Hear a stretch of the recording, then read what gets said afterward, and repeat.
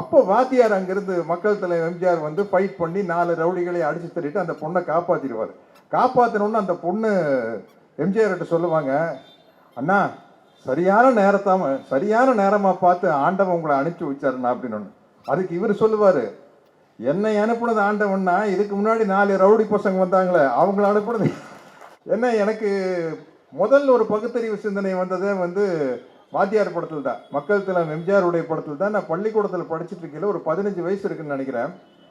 ஒரு சினிமாவில் வந்து ஒரு ஹீரோயிசமாக ஒரு என்ட்ரி கொடுப்பாங்க இல்லையா.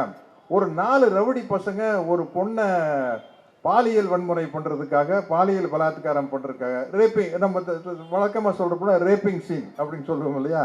4 ரவுடி பசங்க ஒரு பொண்ணை துரத்துவாங்க இந்த பாலியல் வன்முறைக்காக.